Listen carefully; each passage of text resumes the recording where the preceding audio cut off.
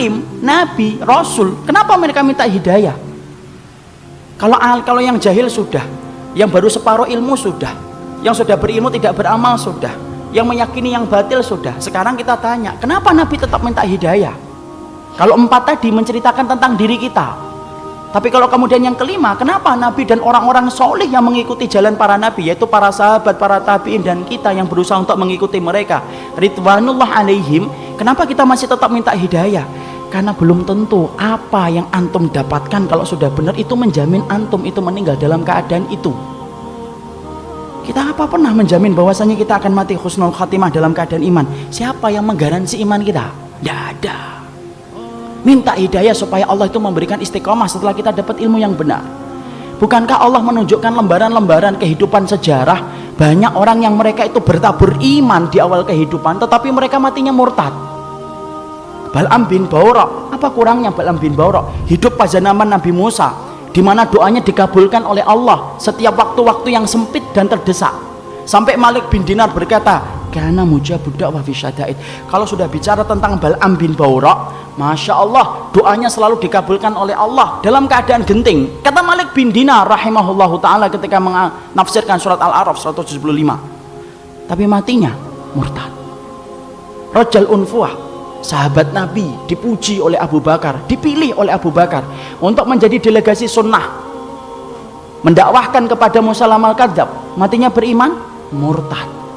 Ubaidillah bin Jahsy yang pernah menyelamatkan kehidupan agamanya sampai ke Habasyah, ketika Nabi masih di Mekah, ikut di dalam hijrah yang pertama, hijrah yang kedua ke Habasyah, beriman? Tidak, murtad di Habasyah. Kecintaannya minum khamr menjadikan dia murtad.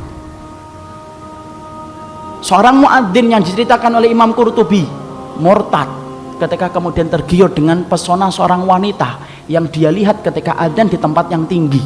Orang dulu ketika adzan naik ke tempat yang tinggi, melihat seorang wanita begitu cantik turun, ini gentle dia ini, turun, dia katakan dia cinta sama wanita itu. Wanita itu berkata, tidak bisa kamu ini nerima kamu karena kami Nasrani dan kamu Muslim. Loh, dengan apa saya bisa diterima? Berpindah kepada Nasara. Pindah, ikhwan.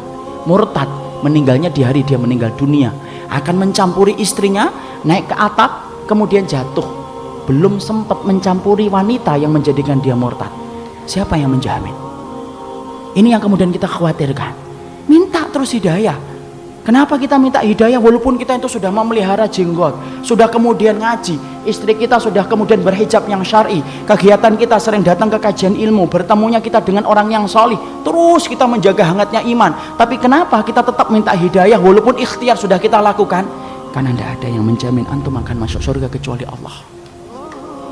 Ya, makanya sampai dikatakan oleh Rasulullah, ada di antara kalian, fa inna ahadakum la ya'malu bi amali ahlil jannah hatta yakuna bainahu wa bainaha illa dhira'un fayasbiqu alaihi alkitab fayamalu bi amali ahli nari hatta yadkhuluha.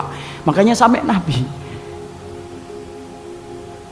beliau bersabda, ada di antara kalian yang melakukan amalan surga sampai antara dia dengan surga tinggal sejengkal, tinggal sejengkal ikhwan. Satu amalan tak langsung masuk surga itu harusnya, tapi ternyata catatan takdir mendahului apa yang dia lakukan. Lalu kemudian di akhir kehidupannya melakukan amalan penduduk neraka hatta yadkhuluha, sampai dia masuk ke neraka itu. Ada pula yang sebaliknya, fa inna ahadakum la ya'malu bi amali ahlin nar hatta yakuna bainahu wa bainaha illa dhira'un fayasbiqu alaihi alkitab fayamalu bi amali ahlil jannah hatta yadkhuluha.